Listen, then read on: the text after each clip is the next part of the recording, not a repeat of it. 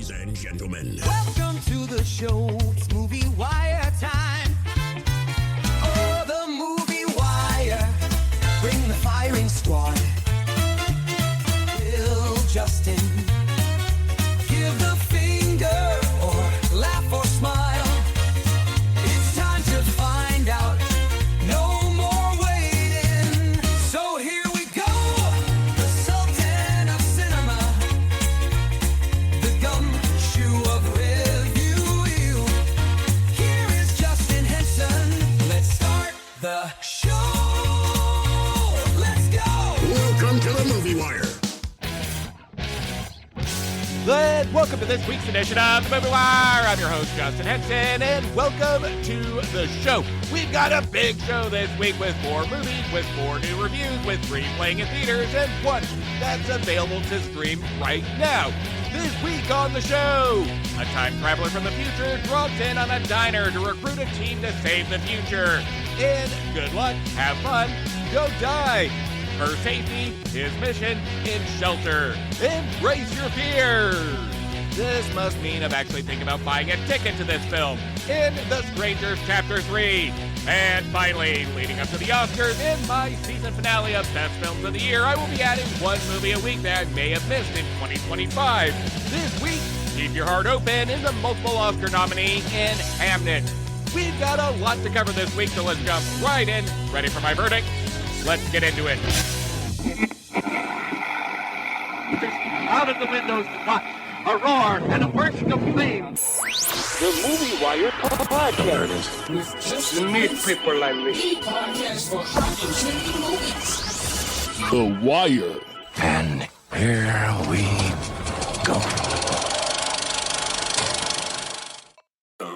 A man from the future arrives at a diner in Los Angeles where he must recruit the precise combination of disgruntled patrons to join him on a one-night quest to save the world from the terminal threat of a rogue artificial intelligence. In good luck, have fun, don't die.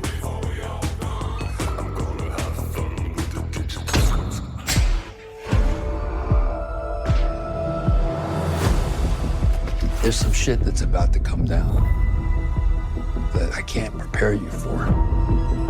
It's gonna try to give you everything you ever wanted. But in the end, it will all be a lie. Are any of you even listening to me? I traveled here today to tell you that things do not go well for you in the future. But tonight we got a shot. There's a perfect configuration of people in this diner that can save humanity. What happens if we fail? I really don't like to say it out loud. It's kind of a morale killer.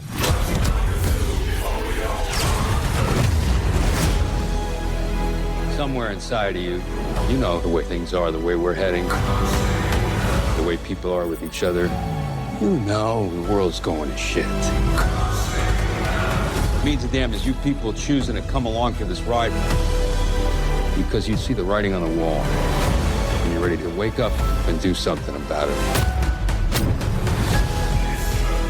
There is a chance you will die tonight. Those are real bullets! But I truly believe you could be the group that saves the fucking world.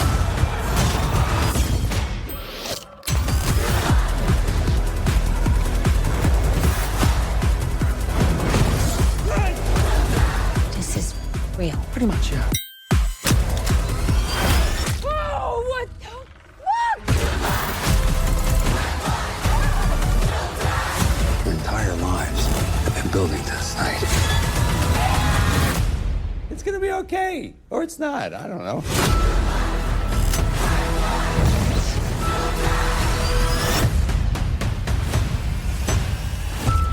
Let's take a time-traveling movie, mix it with a modern take on society's ever-expanding obsession on technology, with an overhanging theme of AI capabilities without regulation. And we have a movie that should be caked full of holes, and sometimes it is. But that doesn't change the fact that the movie's sole intent is to tell a message of evolution, and its collapse was something everybody can relate to. This includes mixing genres from comedy, sci-fi, thriller, drama, and adventure.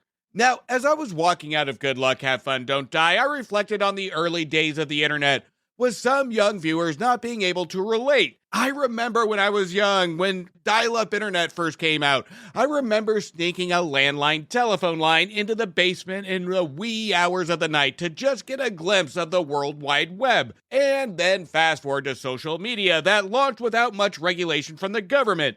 And by the time it became big with the world being involved, it was almost too late for the government to govern without public outcry. And fast forward just a little bit longer, which an invention of a smartphone came to be, which involves everybody's nose being stuck in a screen to having a portable device in our pockets. That evolved shortly after the launch of social media to have access 24/7 without having the chore. The same goes with TikTok and many other platforms. But with AI evolving at the rapid rate it is, faster than social media did, it begs the question to will it be too late for regulations on AI? Now, this is a completely different topic for a completely different podcast. But Good Luck, Have Fun, Don't Die brings these topics up to the table. They bring it up for discussion that have lingered, in my mind at least, for years. Is the mere fact, will governing technology advancements, even with its benefits, hold our evolution back versus moving it forward, but relying on technology to make us either lazier or smarter? It's an honest film with an original idea that no other movie wants to tackle. Now, there's a moment that our time traveler Sam Rockwell brings a topic to the table. He brings a question to the table. He appears in a diner, and he is there with the sole intent to create a team to help him reshape the future. And during this interaction, he asks the dinner patrons, tell me a phone number that you remember. And nobody can answer this question. At its most simplistic, symbolic way, this is a valid argument to how technology has made us lazier, affected our memory, versus moving us forward. Yes, don't get me wrong, there are benefits to numerous categories such as medical, research, space research, etc., etc. There is a lot of benefits, nobody's going to deny that. But in the evolution of the majority, it's risk versus reward. And our writer Matthew Robinson, who wrote some underdog movies that I was surprised with, like Love and Monsters and 2016's Monster Trucks. Don't judge me. Here he brings his A games to ponder questions through entertainment that some of us have been thinking. At least some of us that can look beyond the convenience of AI by linking human emotions to genres to make us laugh, feel afraid, feel thrilled, and excited. Good Luck, Have Fun, Don't Die addresses messaging in its attempt at connecting with a vast audience through different emotions and vast genres of filmmaking. That's just like an AI description of a photo that we typed in. Once that photo appears, we feel weird, it feels unearned, it feels bonkers, but we still can't help but chuckle in the ludicrousy of it. And the ending result with Good Luck, Have Fun, and Don't Die, even though we chuckle at moments, for some, this may not be the feeling we get years down the road without regulation of AI. And there is a bigger message hidden into the punchline of the jokes that we see with the film. Now, the story is basic on the Time Traveler Handbook, where Sam Rockwell plays a time traveler that invades a diner to recruit patrons, or should I say, the right patrons, since he has attempted this mission 127 times or so before, to invade a 9-year-old's home that is the creator of the most advanced AI to be released to the public without regulation. This is met with comedy and unpredictable outcomes, with a team consisting of Michael Pena and Zazie Betts as school teachers, Ingrid as a princess allergic to technology, played by Haley Lou Richardson, a mother that lost her son in a school shooting, played by Juno Temple. And this is the part of the movie that I'll talk about in a little bit that does get lost with a cloning subplot that tries to stay lighthearted, but this is a topic that the audience, including myself, gets the messaging, but shouldn't attempt humor around it. But I do get the satire around it of complacency. And finally, Scott, an Uber driver played by Sim Caudry. And with this team, there are moments of confusion where we think we're going to get every character with a backstory, since we see Pena's and Bet's characters' individual story, along with Richardson and Juno's character, which I get Robinson needs to paint a picture of the why and how to lead to the climax, but this also leads to almost a mental drag where the group in its ensemble is fun and intriguing in chemistry. I almost sighed and got disappointed when we had to get another character's backstory. But once it became clear that we're not going to get a backstory from every single character, including a character that wanted pie and an Uber driver, I was relieved, but also feels counterproductive to have these normal characters, the ones that states had a hard day and just wanted pie, and another one representing middle America with technology, which is being an Uber driver. It feels like they were cut short on some added messaging. But at the same time, the cutscenes on our other characters are justified just enough to say this is why our group is important. I just felt the execution of storytelling could have handled this a different way. I just don't know how, because it does throw off the pacing. But regardless, by the time the credits rolled, it does make you think. Even though the cutscenes can't confuse itself in its intent, the movie holistically does bring the fun factor from our Rango, Mouse Hunt, Lone Ranger, and Pirates of the Caribbean director Gore Verbinski, who brings the visual charm and character direction to the forefront to ensure that this is a satire that's entertaining enough to have an audience grasp, even in its most confused pacing in the second act. Now, I brought my daughter this film. She's 14 years old, and walking out, we had a discussion where she stated her head hurt and she didn't fully understand. And this is where a great discussion took place on the growth of technology and messaging in filmmaking, where she was asking questions. That is the most important part, without understanding and having a dialogue after the movie. To a lot of young people, they might not grasp what this movie is throwing down, because youth of that generation, they were thrown in and grown with what the norm is now, and hasn't seen what the difference is in society, how it was, or how it's made it better, and at times even worse as we interact as society today. The biggest fans of this movie are ones that are going to be able to compare and contrast from the growth of technology that's happened in the last 30 years. But after a discussion, she started to piece the dots together and give the, oh, I get it. But what she did appreciate is the visuals, and the action was really cool and found it entertaining. Verbinski and Robinson both recognize that tech has grown so much, and a lot of us came in at different peaks of technology. And making a movie about the first launch of Windows or dial-up internet wouldn't be as interesting as virtual reality mixed with AI that we currently stand with today, that faces scrutiny or acceptance of if it should be regulated. A technology that has the ability to have us escape reality or do work for us or not make us work as hard in reality is a big question mark, and it should be a big fear. Good Luck, Have Fun, Don't Die tells a commentary at the right time that if you're more centered around fighting current politics that we have argued since the beginning, maybe look at the risk of how technology is affecting our discussion of politics, affecting our lives with the mirage of making life easier, because in a social setting in our evolution, it challenges us to think we have gotten the reward that it was intended to do, while creating damage in society. Again, we go back to the risk versus reward, while still keeping a light, entertaining tone. I can't think of a movie that tells a more relative message while delivering us a hybrid of a giraffe, horse, centaur, made fully out of cat heads while its fire hose of a penis ejaculates glitter, while making us still think after the credits roll. Well, not thinking of the giant giraffe cat head penis, to be clear, but the message it tells. And it tells a good message, and it executes it flawlessly. I'm giving Good Luck, Have Fun, Don't Die 3.5 stars. The series continues. Yay! Here comes the Strangers, Chapter 3. Where Maya collides with the mass killers once again and finds the only way out of the nightmare is in The Strangers, Chapter 3. Fuck this movie.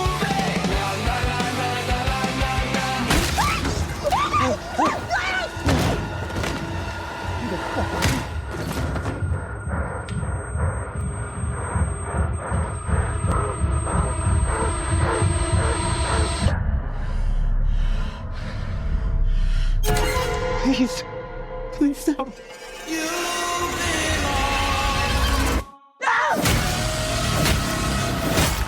To me.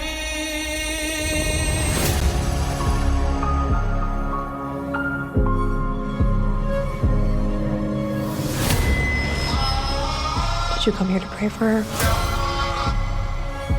You killed her. Everything I've ever cared about is gone. You took it from me.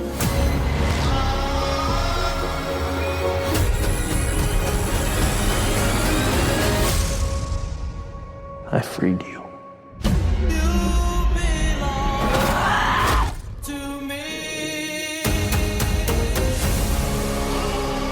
Townspeople are dying. Is Tamara here? They've never killed our own before. After all these years, you're the only one that survived. Why?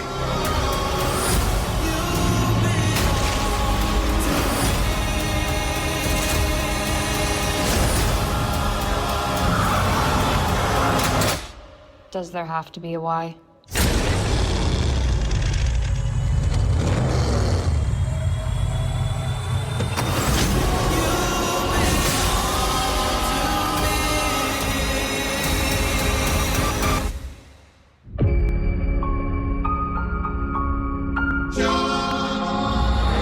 Please. Kill her.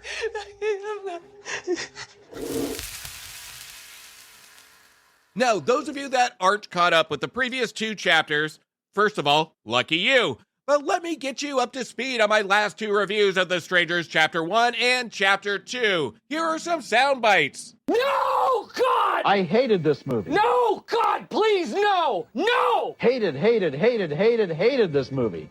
No! Hated every simpering, stupid, vacant, audience-insulting moment of it. No! It stinks. Yes, both of the movies ended up on my worst list in 2024, and spoiler alert, will be on my 2025 list. With a track record like that, this is a movie that I laid out a big sigh getting my ticket. Then another big sigh when my ticket was scanned to get into the theater. And as I stood in front of the auditorium door, just staring at it, I flung my head back and gave an even louder ugh. I walked into the auditorium, almost stomping my feet like a child, and sat down, crossed my arms, pouting at the screen. But the positive is that nobody else was in the theater, so I know if this movie was as bad as the previous 2, I could boo at the screen just to entertain myself.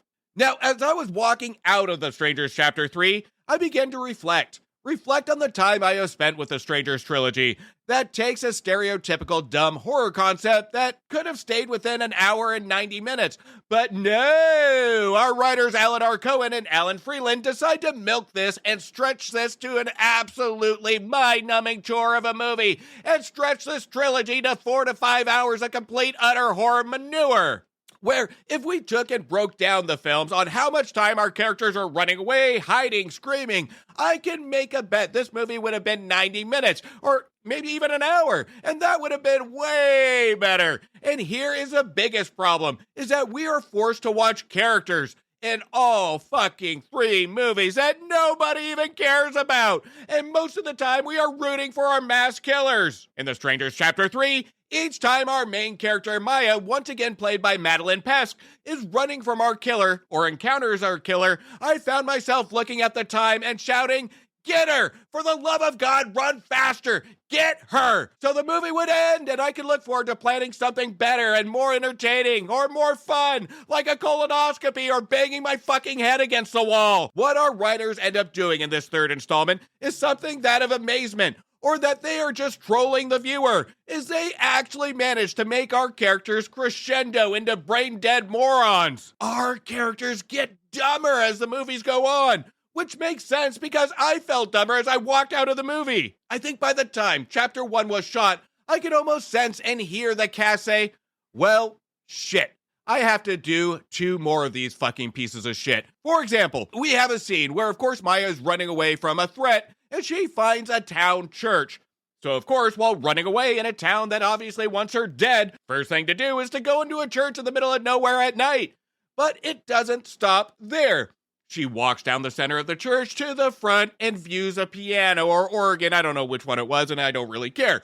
Now, I think most of us can agree, when you're running and hiding away from someone that wants to kill you, you probably want to stay low-key, stay quiet. And our first instincts, when we see a piano, maybe hide behind it, maybe under it, I don't know. But our instincts isn't to play the piano, because that would be stupid. But the overhanging message in Strangers Chapter 3 is how to be stupid. Our Maya character decides to, of course, why not, play a fucking piano key. My fucking God. Now, just to share another example, because I'm actually getting more entertained thinking about this, because I love saying the word stupid when it comes to this movie. Now, another stupid moment of stupidity, well, at least in the filmmaking and direction by a returning director, Rennie Harlin, we have a character pull up to a trailer at night, and again, in the middle of nowhere. That's the overhanging thing. We have random buildings that these characters discover that they feel they need to go into. And our character states, this trailer must be abandoned. How he knows that? It doesn't fucking matter. This character opens up the trailer door, it being unlocked, of course, and the camera treats this as our character is searching a drug cartel's mansion, making it seem that a person can be lurking anywhere in this small-ass trailer. It's a fucking trailer. Where your flashlight points, that's it. There's nowhere else. It's a trailer. The light is going to discover the entire place. Stand in one spot, and you have searched the entire fucking thing. We even have the camera that zooms up to a horizontal ceiling cabinet that can barely fit a hamster. Why are we focusing on tiny cabinets attached to the ceiling? Is there a masked hamster or rat that's going to pop out wielding an axe? What is the purpose to some of this direction? It makes no fucking sense. How our Die Hard 2 cliffhanger Long Kiss Goodnight Deep Blue Sea director got caught in this mess is beyond me.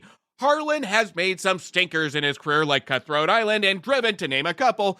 But who did he piss off to trick him into doing not one of these movies, but all fucking three of them? The Strangers Chapter 3 is really hard to find any sort of value in. It's repetitive of the previous two. It's repetitive of other ideas we have seen in horror movies 100 times over. The performances are weak and uninspired, and I'll add this that bugged me throughout the movie. Whoever did Maya's blood makeup must have known her performance is weak and sucks, and said, I'm gonna forte the blood on her face to distract from her actual performance. The makeup, it looks beyond fake to the point I found myself just staring at that instead of the holistic performance. Don't say Mo. I said Mo. Mo. Mo.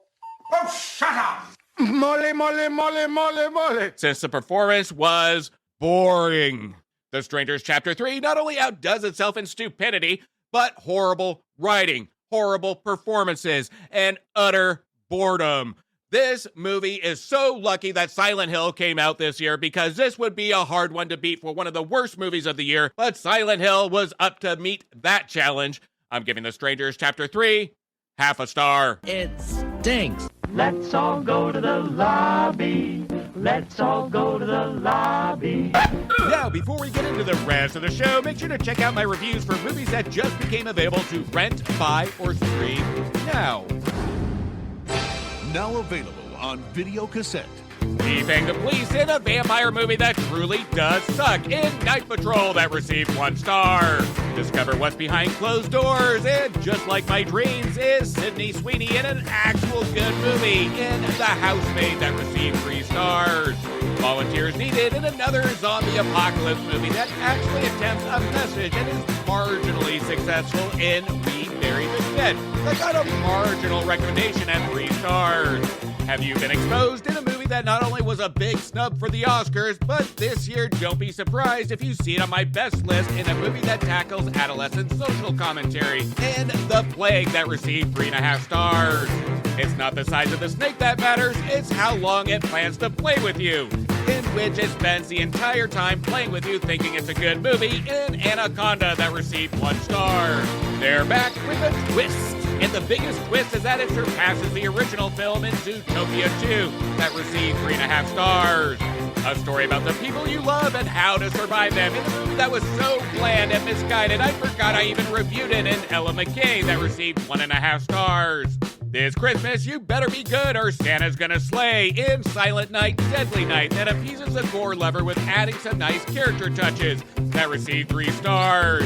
Something's wrong with Ben, he's dangerously close to human in Primate that is primitive in logic, but who cares, it's a lot of fun that received 3 stars. 5 years ago the world ended and that was just the beginning, and this sequel feels like the beginning that nobody cares about. It's rare for the end of the world to just feel boring in Greenland 2 that received 2 stars. Brendan Fraser plays a washed-up actor who is hired to play a father to a little girl. And one of the best movies of the year is Rental Family. That is true cinematic soul food receiving 4 stars. Are you ready for another SpongeBob movie? You should be for the SpongeBob movie Search for SquarePants. that surprised me with the amount of heart a SpongeBob movie can have to receive 3 stars. Inspired by a legend, bound by a dream. Our filmmakers may have had a dream, but it definitely didn't inspire in Song Sung Blue that received 2 stars. First Hunt, Last Chance, and Predator Badlands, which was a fun addition to the lore without showing us all the cards. White Yet, receiving 3 stars. But for the love of God, no more PG-13 Predator movies. An epic World War II thriller based on true events in Nuremberg, with Russell Crowe and Rami Malek stealing the show to receive 3 stars. Anyone can survive 5 nights. This time there will be no second chances, and hopefully this doesn't get a third chance in Five Nights at Freddy's 2 that received 1.5 stars. You can only choose one in eternity. That is a true journey of self-reflection and takes the viewer on the journey with it, receiving 3.5 stars. Unlock the illusion that we really needed a sequel to this with a title that properly represents what the movie is, and Now You See Me, Now You Don't, because when you see it, you won't see it again, receiving 2 stars. Survive 30 days while the world hunts you down in the remake to the 1987 film, The Running Man, that really didn't make me run away, receiving 3 stars. And I still fucking hate Glenn Powell. And finally, When They Took His Family, He Took Revenge, and Sisu Road to Revenge. That is just as good as the first, if not a little better, receiving 3.5 stars. You can check out those reviews on my previous episodes, and while you do, don't forget to hit follow or subscribe, and please don't forget to leave me a review on Apple Podcasts or Spotify. Now, before I get into the last set of reviews, there is a podcast that's become one of my weekly listening routines to give me a mental break from the stresses of work. That is with J&K over the F My Worklife Podcast. Make sure to follow and subscribe. The link to that show will be in the description of this episode. But let's hear from J&K over the F My Worklife Podcast now. Have you ever had a bad day at work? Well, the F My Worklife Podcast is perfect for you. Host J&K share listeners' entertaining stories from the workplace, which may have you thinking you don't have it so bad after all. Find F My Worklife on your favorite podcast platform. No safe shore, no place. A recluse on a remote Scottish island rescues a girl from the sea, unleashing a perilous sequence of events that culminates in an attack on his home, compelling him to face his turbulent history. Jason Statham stars in another Jason Statham movie, in Shelter. Does the name Michael Mason ring any bells? Mason isn't just an assassin. He's a precision instrument. He was one of the first of elite operatives. Then what happened?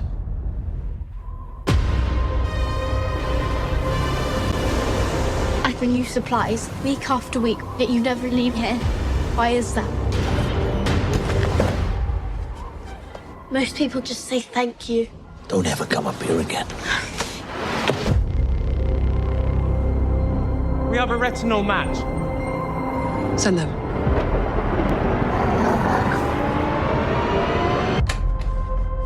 What's happening? Don't make a sound. Don't come out until I come for you. Weapons free. Kill target on sight.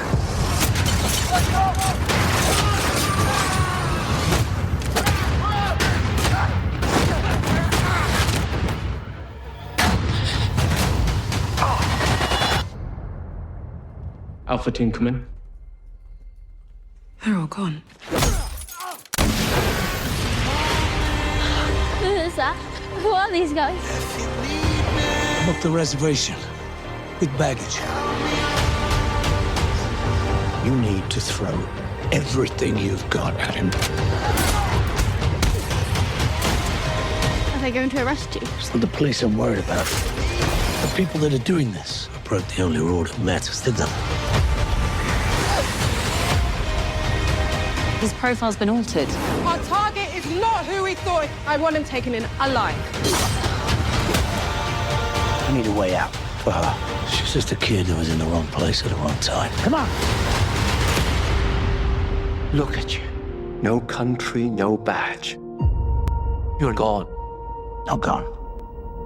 Unshackled.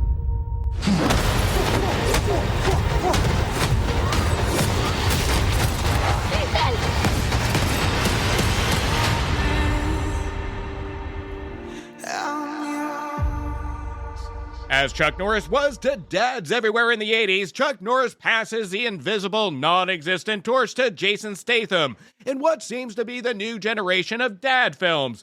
Not great, sometimes fun in the moment, ridiculous stories, repetitive story points, cliches, the same character every time, just in different scenarios or professions, etc., etc. Jason Statham in recent years has played a working man, a beekeeper, a shark hunter, a treasure hunter, a car driver, a mechanic, in his early years to be a forced adrenaline junkie in Crank, where the only memorable scenes is high octane, and even more specifically, in both those movies, is a sex scene that cranked up some boners in the theater. Our recent Greenland 2 director, Rick Wowenwa, is starting to show a pattern here of creating films from material, in this case from our writer Ward Perry, and turning it into something that seems to just go in slow motion. Now, usually when we walk into a Jason Statham movie, we know what we're going to get, which is a character hidden in a unique profession from a hidden past that ends up being a badass and then ends up kicking some ass in outlandish ways. There is no difference here, with the exception that there is nothing interesting that happens. We have certain moments, including a Home Alone themed beach outfitted with traps, which was pretty cool. But then the movie stops being cool. Rick Waugh at least has a baseline of a setting, of the material to make something interesting happen, where he takes our main character, Mason, again here played by Statham, who in this unique profession is a change of pace, where he is living on a Scottish island with his dog, which, by the way, seems to hate this dog. And they both live in a cabin on the beach as a profession of being, I don't know, an alcoholic, I guess. But to back it up, by the way, this dog in this movie seems pointless, almost to make Statham feel more human and lead to an emotional moment towards the climax that just doesn't work. Because Statham plays most of the movie treating the dog as an asshole or an inconvenience, to the point when we do reach this emotional moment, Statham might as well have had no dialogue and just given the dog the finger. But anyway, small gripe. Now, each week, Mason receives his booze and supplies from little girl Jessie, played by Hamnet's Bodhi Ray Brethnick. But Jessie gets caught in a boating accident, and Mason rescues her and takes her in.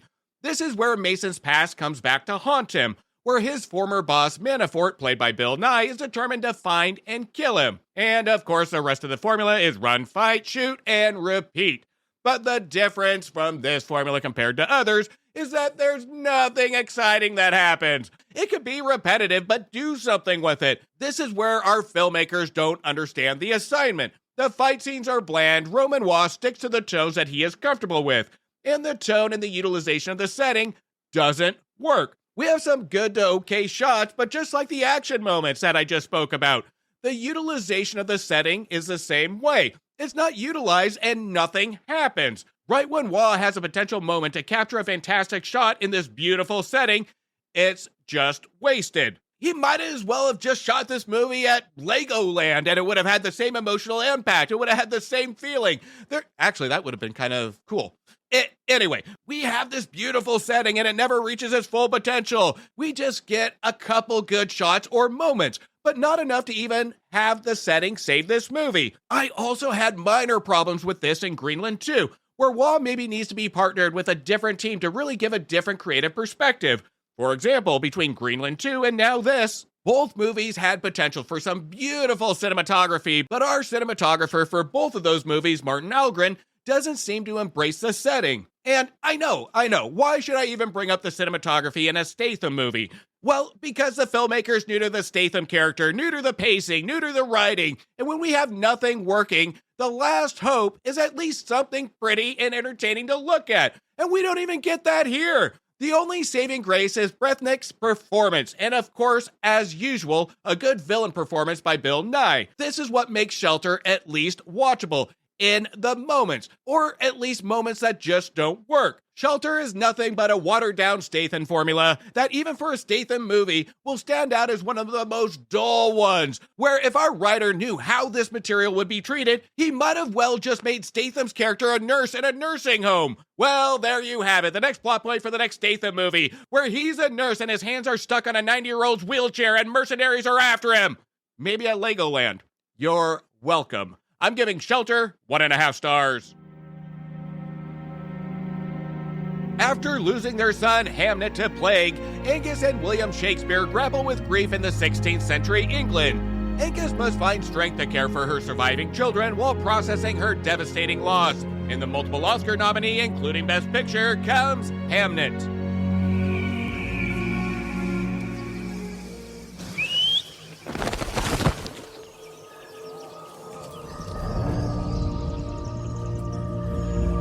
Is it true? You know everything about a person by touching them here? Not everything. He's got more inside of him than any man I've ever met. Who are you looking for? William Shakespeare. I have no talent for waiting. The women in my family see things. What do you see? I see a landscape. Oceans. You're having twins, my girl. Undiscovered countries. What do you wish to do, Hamnet? I shall be one of Father's players. Will you be brave? Yes. Will you be brave? Please! When shall we three meet again? Our children's hearts beat. They smile, play. Never forget for a moment. Mama. They may be gone. Mama. My boy. He lives not. You should go to London. That place in your head is now more real to you than anywhere else. I am myself indifferent. I am myself indifferent on it. Again. Do you not wonder what is in it? In what? The play.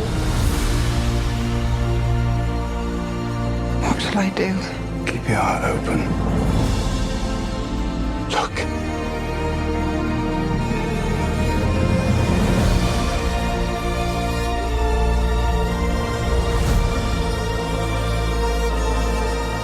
To die. To sleep. Perchance to dream.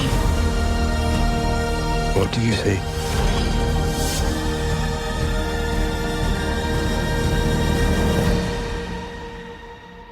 Bye.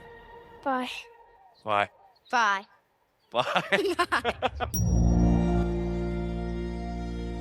Now, Hamnet, I really wanted to see in theaters during its initial release, but this is one of those movies that never played at the right time for me to make it. But now, with the announcement of the Oscars, I was lucky enough to view it in a re-release in theaters, and I am glad I got to experience this in the theater with all its emotional power. This is a movie that will stay with you well after viewing. This is also a movie that I will say, I don't know if I can watch it again.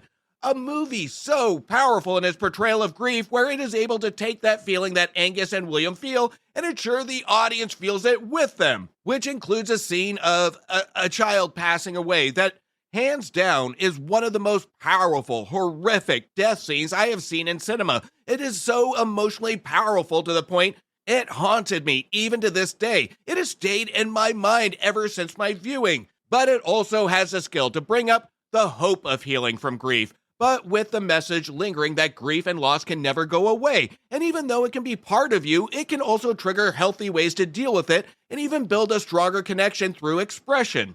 Based on a book by Maggie O'Farrell, who also helped write the adaptation alongside our director, Chloe Zhao. These two, we can tell, we're on the same page when it comes to not only how to tell this tale, but also how to include the viewer on an emotional level at all times. Between the writing and Zhao's direction, Zhao creates an environment that matches the tone of misery, but utilizes color palettes during moments of joy or time or intent that doesn't overpower, but rather gives us matte colors of reds, purples, for example. Zhao is smart enough to know we can't change color palettes on the scenes because that's going to throw off what the intent is of the misery, the grief, the dread that we feel in the setting. So we insert a lot of colors from the costumes to kind of amplify and go along with the emotional journey. And I have to give credit to the brilliant costume design by Train Dreams and Pearl costume designer Malgosia Turganska. This, again, is one of those films that all the elements work together in unison to support what the movie is trying to do and support the emotional core of the story the movie is trying to impact. Zhao's direction, we can almost not just feel the emotion, I could almost feel the cold, I can feel the wind, I can feel the breeze through the setting that's being shown to me on the screen. Now, just like any movie, this isn't going to be a movie for everybody. Hamnet requires and demands attention, and just like one of Shakespeare's plays, requires dissection of the words that are being said on screen to truly take away an emotional journey. Paul Mescal as William does a fantastic job on attempting to be the rock of the family while seeing the grief on his face. The body language is spot on in his performance. But Jessie Buckley, who is nominated for Best Actress, and not just nominated, will be an utter shock if she doesn't come home with the win come Oscar night. Her grief, worry, pain, heartbreak is so raw and spine-tingling, it gave me goosebumps. But also, every glance, hesitation, and breath feels intentional. She knows and embodies this character. There are long stretches where dialogue gives way to expression, and Buckley carries scenes purely through presence.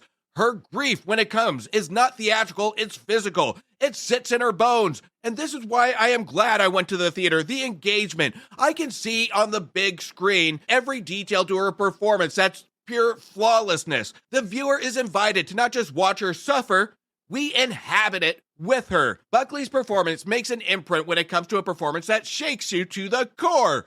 I don't use the word perfect very often, but Jessie Buckley gives an absolute perfect and flawless performance in this film. Now, here's what I really appreciate about the way Hamnet is executed. Rather than placing Shakespeare front and center, which would be too easy, Hamnet reframes the story through Agnes's perspective. This brings a challenge to how to make our main character Agnes as relevant as a big figure like Shakespeare. And Agnes is depicted as deeply connected to the natural world. This gives the movie an almost mythic feeling, supernatural to an extent, but never drifts into fantasy. It stays true to itself in human truth and stays to the main themes. It knows it has to prove a point by the time the credits roll, and it never steers off course.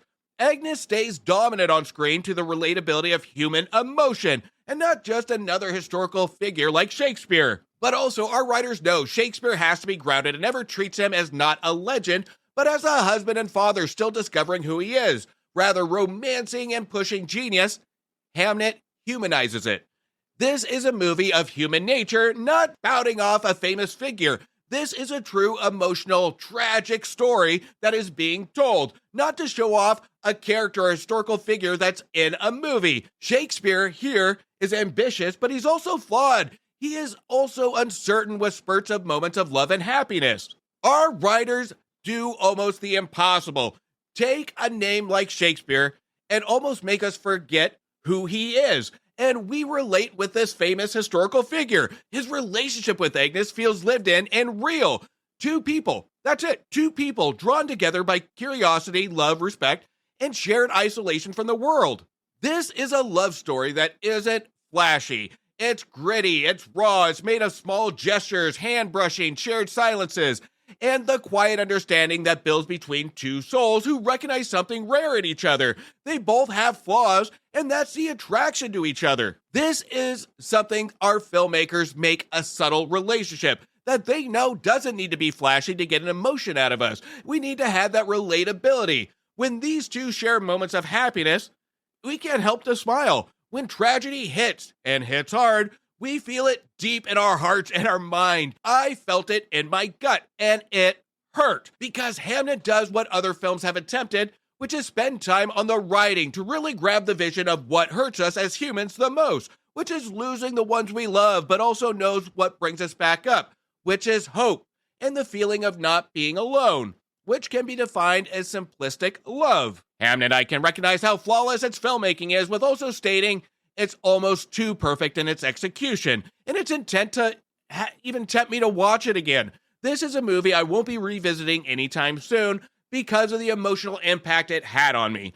This is where I have talked more recently before. There's entertainment and there's art, and if we're lucky enough to get both, that's a great movie.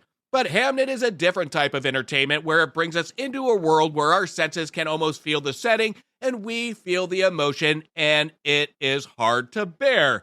So this one teeters on entertainment and art, but I'm not going to call it a great movie. It's almost a perfect movie.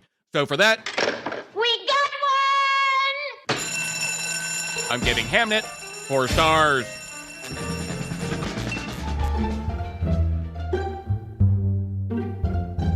And that's a cut on this week's edition of The Movie Wire. I want to thank you for listening and thank you for your support. You can also show support by following me on Instagram, Blue Sky, X, Thread, Facebook, TikTok, YouTube, and Letterboxd at Movie Wire Show. And please don't forget to leave a review on Apple Podcasts or Spotify. And if you haven't yet checked out the Cult-Worthy Cinema Podcast and the Movie Wire's crossover show, Back to the Balcony, make sure you do. Again, the link of that show will be in the description of this episode. Until next week, do me a favor. Make sure you stay for after the credits to show the respect to those that put their blood, sweat, and tears into making a feature film and support your local movie theaters.